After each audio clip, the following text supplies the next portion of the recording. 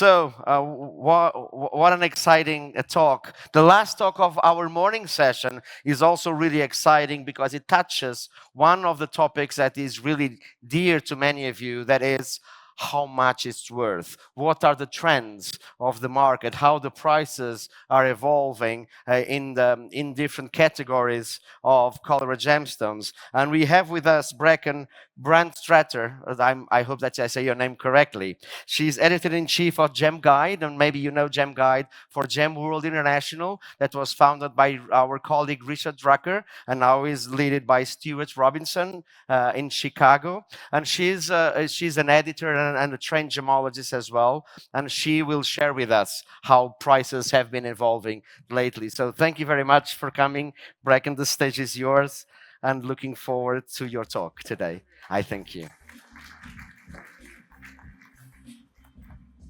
Move these down since we've gone from the tallest gemologist to one of the smallest. Thank you all so much for being here today, for hanging in with us on the last day. I want to start by thanking ICA for the invitation to speak today. It's my first Congress, and I'm having the best time. Thrilled to be in Brazil with you all. And thank you, of course, to IBGM for hosting this wonderful event. It's been fabulous. As Rui mentioned, I'm the editor-in-chief of the Gem Guide. For those of you who may not be familiar with the Gem Guide, we are a bi-monthly publication. We track wholesale prices very closely, some diamond, but mostly colored stones. So at this point, we've got about 60 pages of wholesale pricing for color that we update as needed every issue, depending on what's going on in the categories. So with that in mind, we're sort of in constant contact with a lot of different levels of the trade. We speak to wholesalers often, frequently, to get market research and trends. And we're pretty in touch with what's going on in the market. So I'm here today to offer a little bit about what we've been hearing lately for what is driving the colored stone market forward.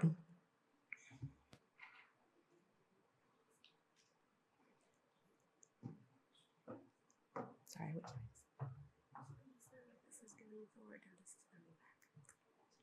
Thank you so much.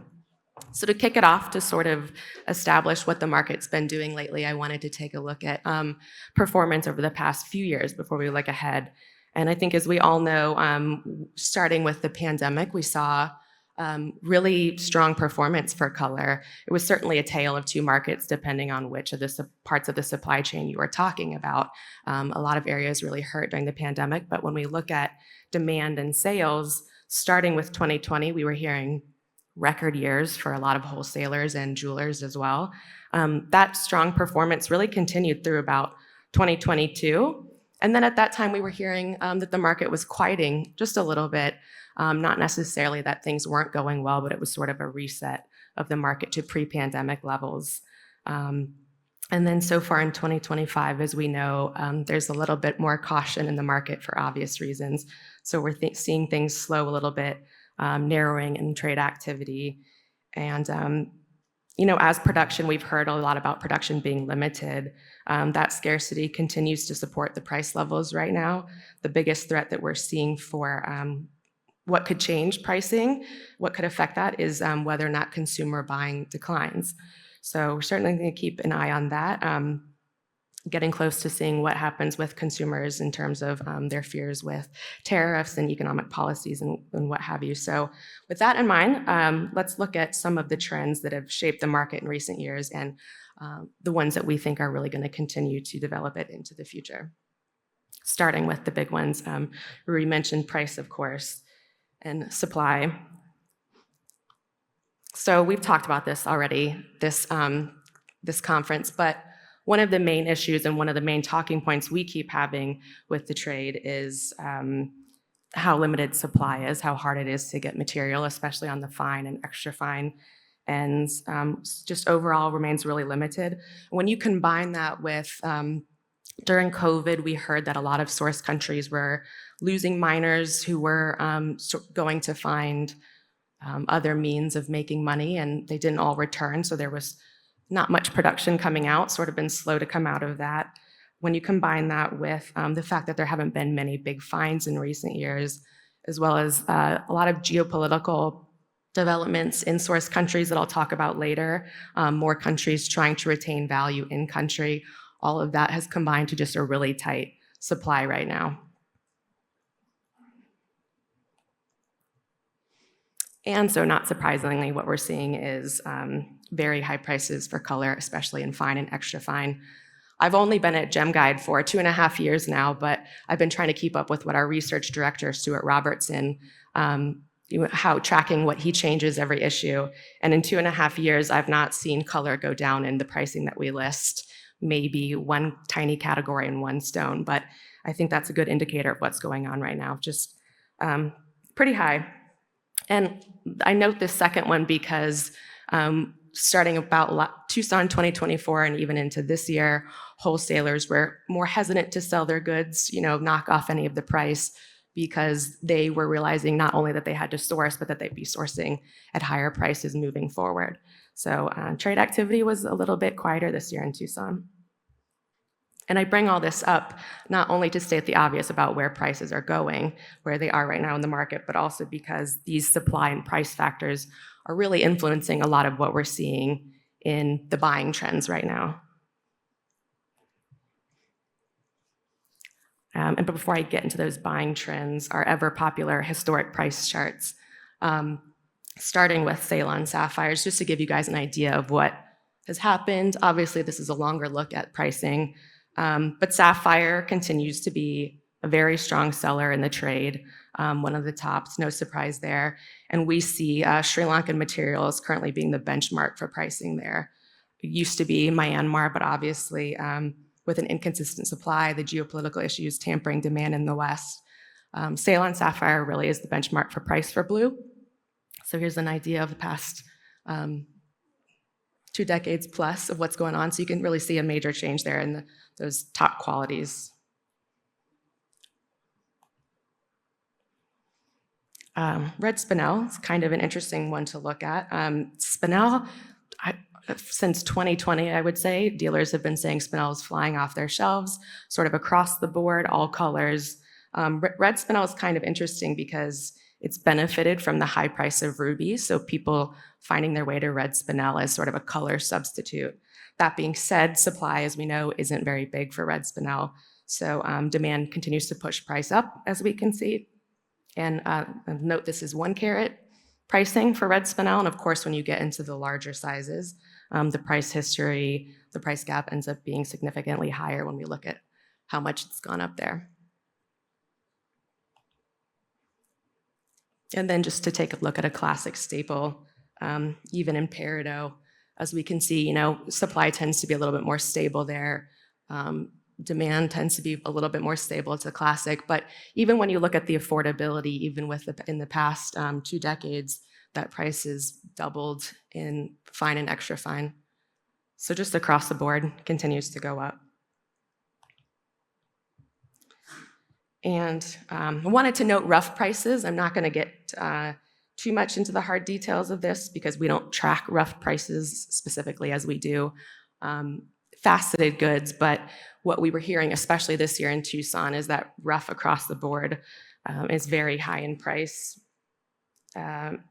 Anecdotally, we think that can be attributed to a few different things. And number one is, of course, that limited production in the market right now. So prices are just very high, as well as, interestingly, I think when you talk about stones like garnets and tourmalines, rough prices are very high right there because of this idea of the responsible sourcing programs that's going on in some of these source countries. And those stones tend to be the focus of some of these. So rough prices there are pretty high as well. And also this idea of e-commerce, people earlier in the supply chain having access to the internet and trying to sell in different social channels and sell that way, as well as just having internet accessibility to see what people might be asking for their faceted goods and trying to raise their rough prices based on that.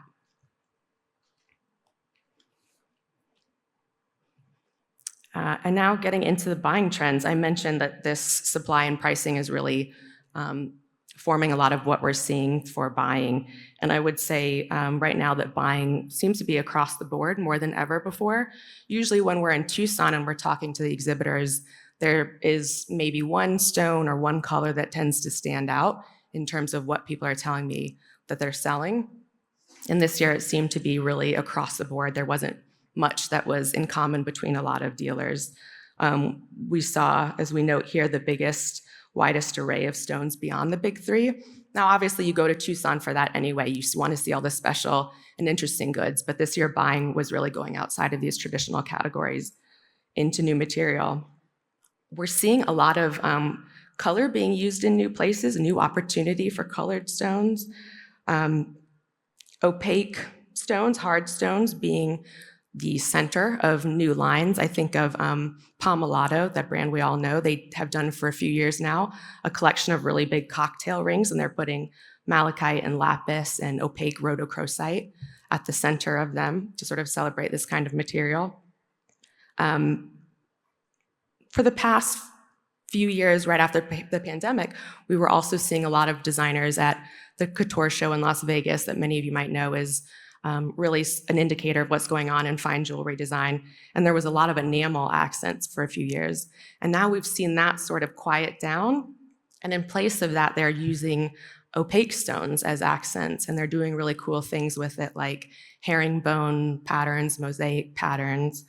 And then out of reports from Watches and Wonders Geneva this year, is interesting to me is that there's reportedly a lot of color being used on watches, not only enamel and lacquer on the dials, but also ornamental stones, as we can see in this photo. That's lapis and chrysoprase, I think. Can't see that.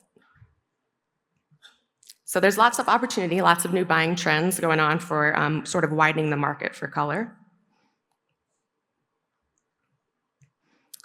And then out of the Hong Kong show in the spring, and I would be curious if other people were seeing this as well, we have a Chinese correspondent who goes to the shows for us and writes reports and talks to the exhibitors. And he was saying that he had a lot of exhibitors telling him that they were looking for estate jewelry again.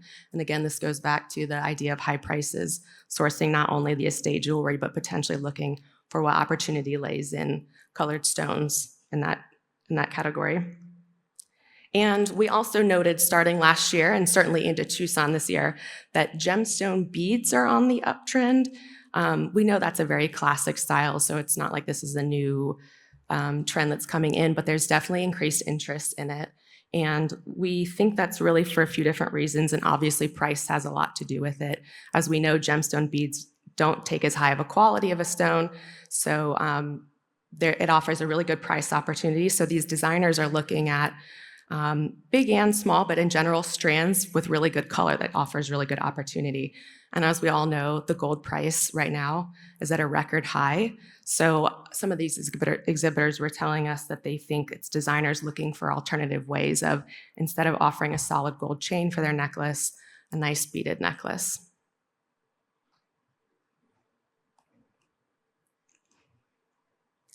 And going back to this idea of widening buyer preferences than ever before, here's some examples of where I think this gets really interesting, what buyers are looking for, including, I think a lot of this has to do with marketing and how these wholesalers are finding new ways to market as well. But starting last fall, we were hearing increased interest in what people were referring to as opalescent sapphires.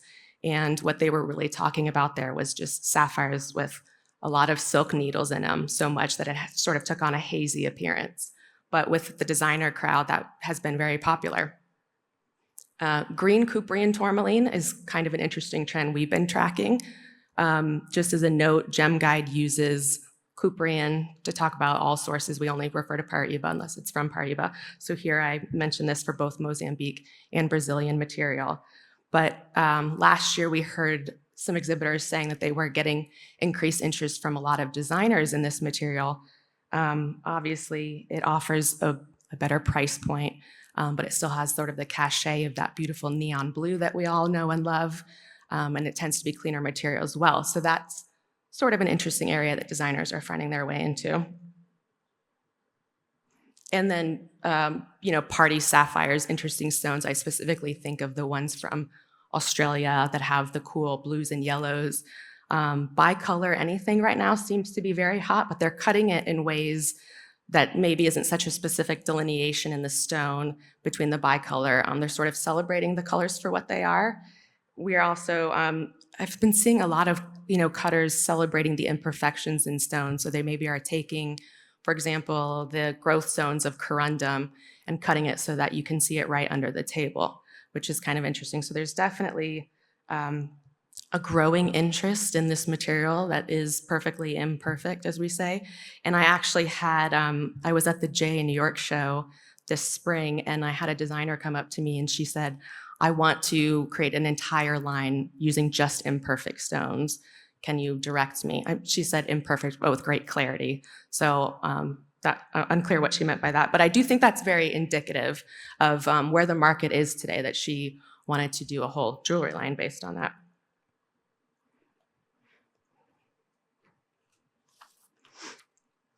And again, going back to this same idea of how they're being marketed and how designers are accepting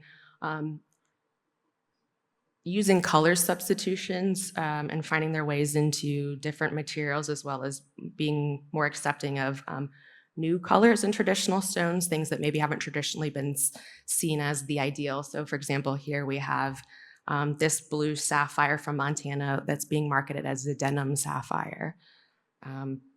As well as neon green beryl. There's an exhibitor in Tucson who has some very light green beryl, but it has a lot of beautiful life to it. It's very vivid, so they market it as neon green, and from what I can tell, they struggle to keep it in stock because it's so popular with designers. And interestingly, using opaque ruby and sapphire, and not just in things that are obvious like cabs, but doing interesting things like bullet shapes, domes. There's a lot of slices and rose cuts in these materials even.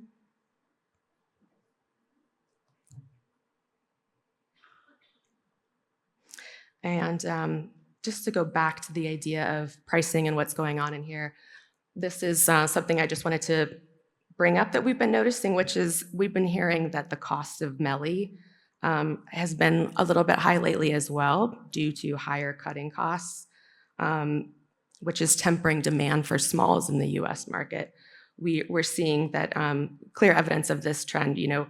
Even though smalls can be machine cut, labor is still a big factor. There's still a lot goes into it. So the labor versus final price driving price up for this. There's a shortage of goods on the market right now. And what we're seeing is that sales of the big three now are pretty much single stone sales.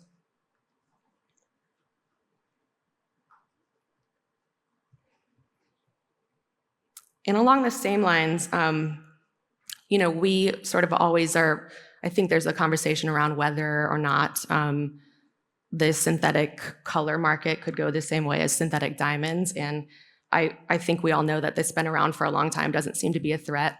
When I check in with the labs, there doesn't seem too much difference right now. So that's interesting to note.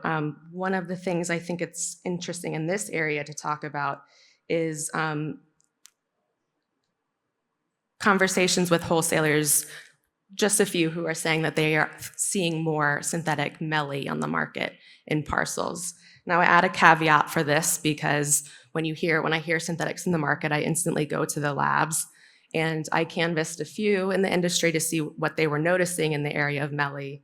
And it was hard to substantiate because obviously a lot of them aren't screening colored stone meli, or if they are, the one I think that said they do screen, they have higher end clients. So they're sending in their goods and they probably already know what they are. So they're not expecting synthetics. But I do note this because I think it's interesting that we are hearing sort of rumblings from some wholesalers that they are noticing it. They're a little bit concerned about it. So I just bring this up not to freak anybody out, but just to add this idea of the conversation is there and to reiterate the importance of due diligence and looking at your goods.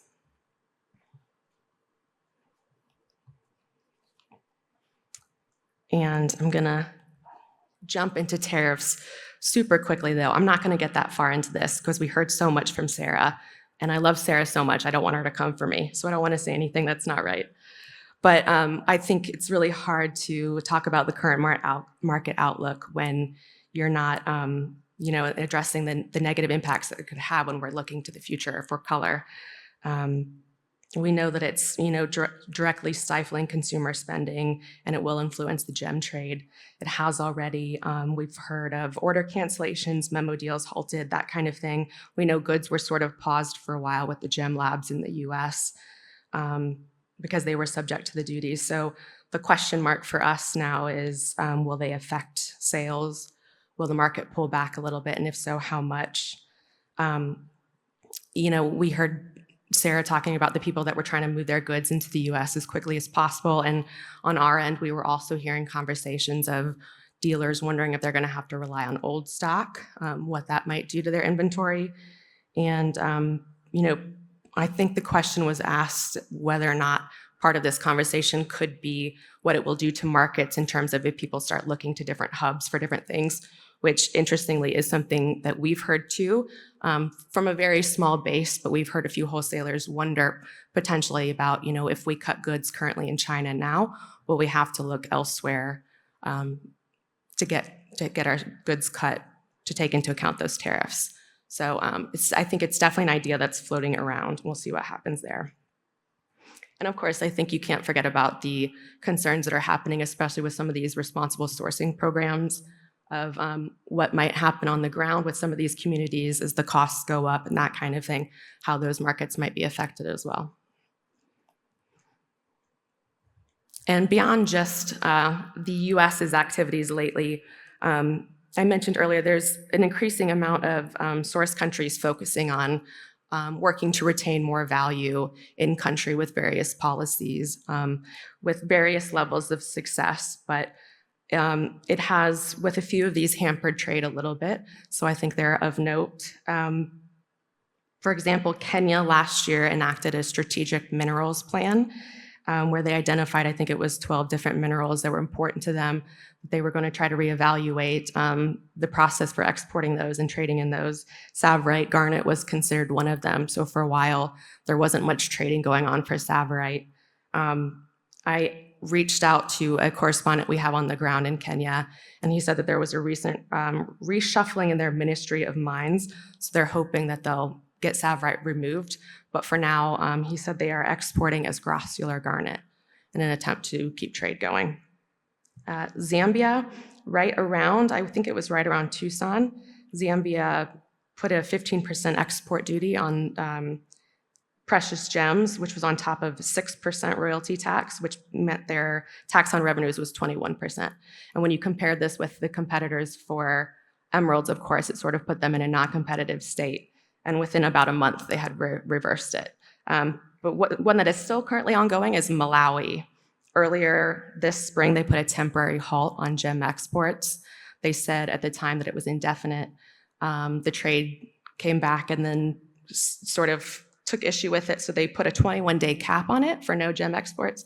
And from one local source that I talked to right before I came here, it is still on. They're still not allowing any gem exports out of there.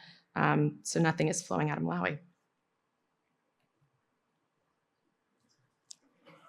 And moving on to some new players, new changes, and new opportunities. Color. We sort of mentioned this already, but the diamond market upheaval is providing some opportunity in color. We have noted more companies that were maybe exclusively diamonds before, trying out color, either in loose goods or diamond brands adding color to their jewelry lines.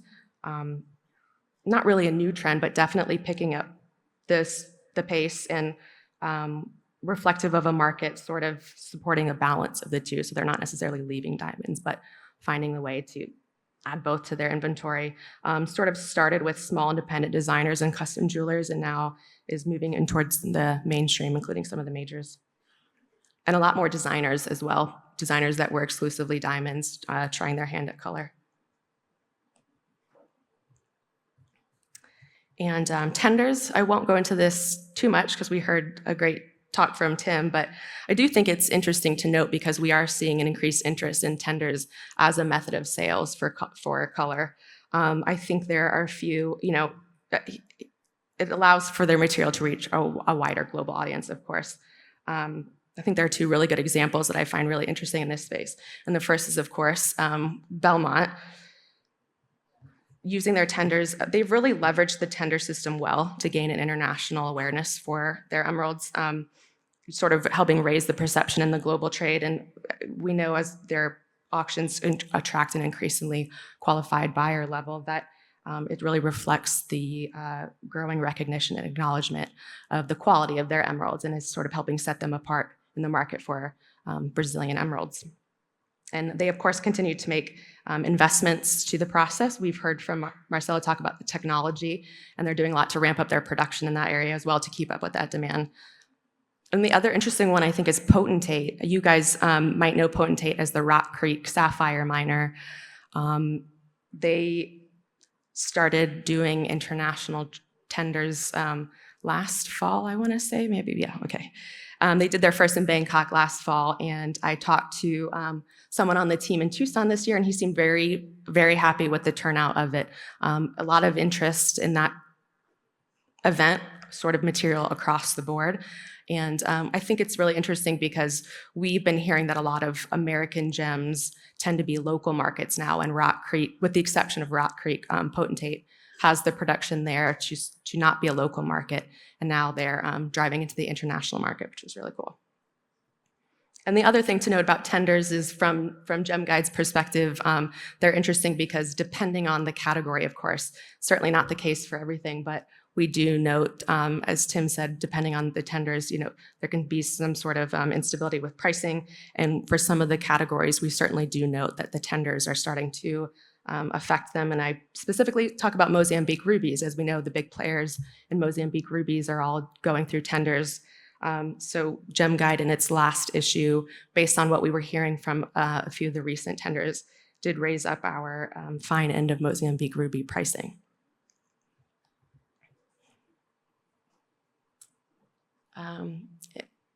Commitment jewelry. So going back to the idea of more areas of opportunity for color, the rate of growth for color in the category has really accelerated. One of the big things we were noting from Vegas last year is that it's really a crucial component in the bridal space. Diamonds, of course, still rule, but we saw that it's no longer sort of on the fringe, but rather a mainstream design component in bridal right now. We don't really think this is necessarily price related as much as just this natural consumer trend of focusing on story, style, personal expression, and how color can help them do that. So while diamonds are still dominating that part, color's gotten a lot of attention. And I note here, sapphire remains the top, but we've got ruby and emeralds showing up a lot, as well as in Vegas, we were seeing a lot of really cool stones also in bridal lines.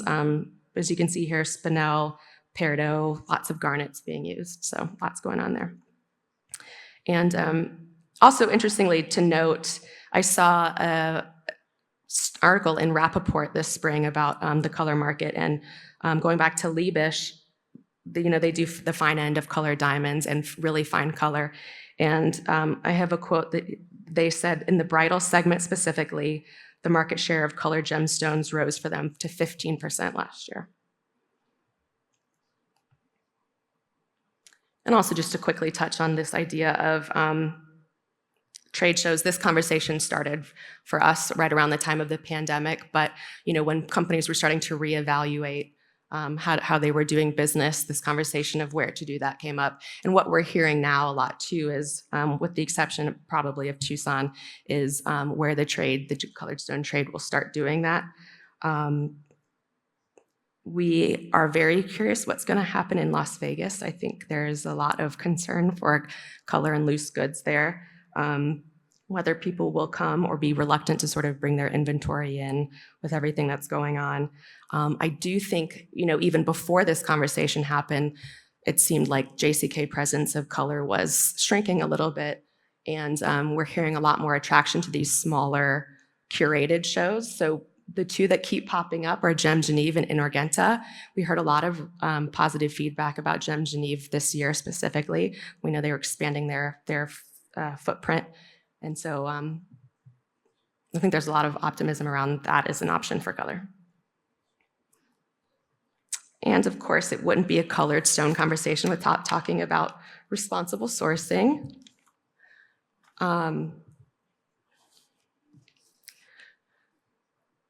So one of the biggest and most interesting trends I think we're seeing in this space now too, in terms of traceability, is this idea that more miners are collaborating directly with designers. Allows them like new channels to market more materials, new ways of telling their stories, and of course it shrinks the supply chain for the designers who are maybe favoring being able to offer that kind of story. And I think I list here a few of the companies that have been doing this. We saw it start with Gemfields. They started just doing collections around their rubies and emeralds with designers.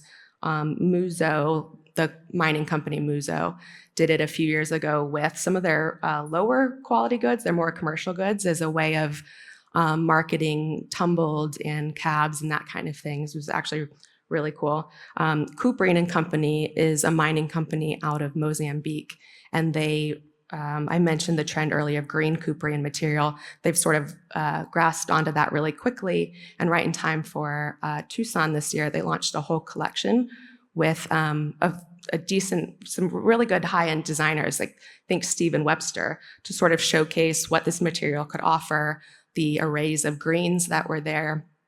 And I have to mention Cruzeiro, of course, not only for our host country, but because it's one of my favorites to talk about. But during the pandemic, Cruzeiro turned inwards with their supply and said, how can we work with Brazilian designers? They launched a gorgeous collection with their own gemstones in couture. And it was just really cool to have that whole Brazilian story. This lovely photo is one of my favorite pieces from it, from Sao Paulo-based designer Richard Fisman.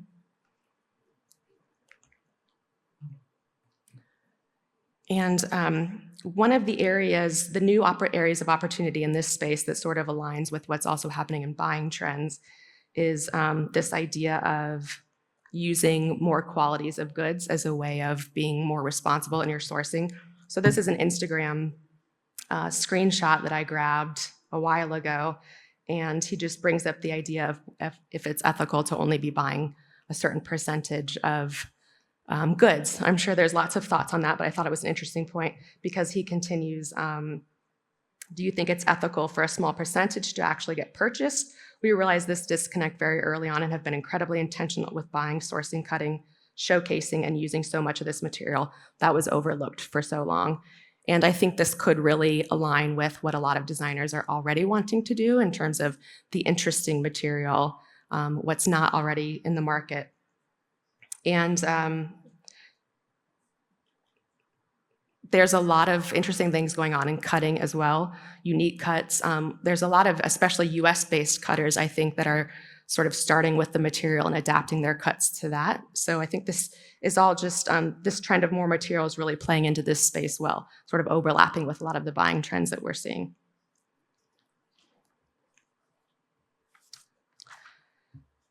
And we mentioned traveling to the source, I think, in one of the sessions as well, which is certainly something we've been hearing more about, both from designers and retailers. There are a lot more people in the trade farther along the supply chain that are showing interest in traveling to the source, seeing directly where their goods are coming from, being able to tell that story themselves. There are whole companies and groups that are being started around this trend to take people on these adventures. And I really like this quote. I pulled it from Gem Guide. Some of you might know Lisa Konigsberg. She does the IAC conference in New York, and she went to the Cruzeiro mine a few years ago.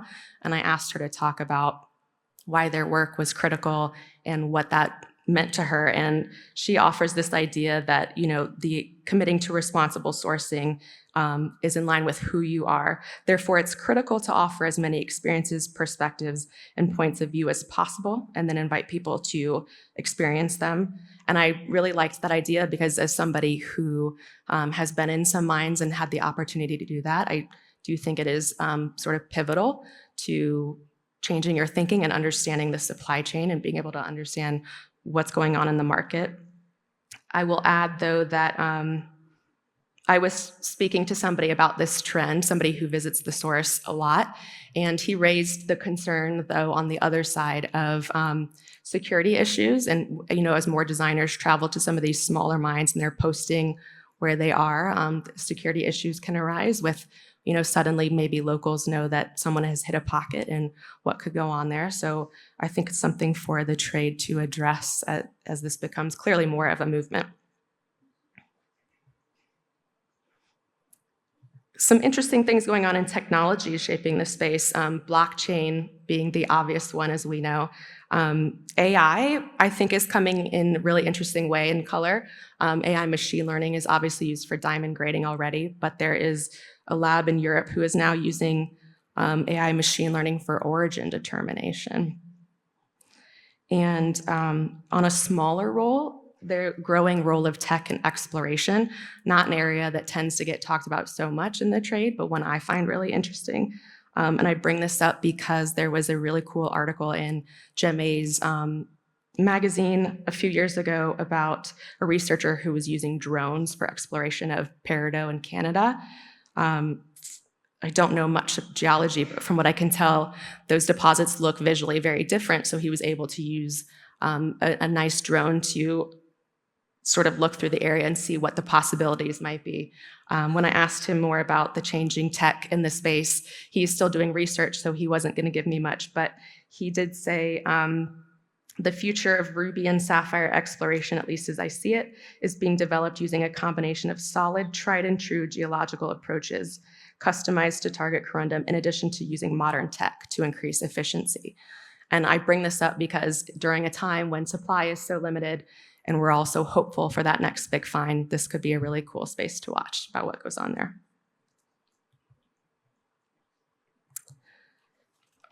And just to close it all out, sort of bring it back to base, this idea that when it comes to the changing perceptions of value in the trade, as we know, no longer just the 4 Cs. Obviously, color remains there. We heard that a stone still needs to be pretty, but I think what more buyers are defining as pretty is changing pretty quickly, as well as things like what you can offer your buyers in terms of, can you offer traceability, what you're doing for your supply chain, do you offer something unique and special, what's your story? And we know that there are 2 wonderful examples here in Belmont and Cruzeiro that can do that in Brazil.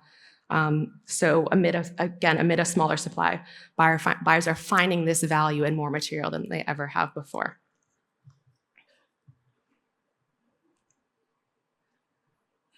And funnily enough, this is the same survey that was in Cheatham's speech. We pulled the same thing. It's almost like we run in the same crowds. So just to remind you, this was in Gems and Gemology a few years ago. This was the Instagram survey taken of the crowd is between 18 and 35, asked to choose what's most important to them when they're buying color. And the top choice was aesthetics and preciousness. And I specifically pulled out part of this that I thought was very indicative, being young designers favored uncommon and original gemstones with distinct and extravagant colors. While designers sought uniqueness, rarity, and extravagance, potential end customers were also looking for a gemstone with a story to tell. So that's it for me. Thank you so much. Thank you very much. Don't leave the stage so yet. Thank you.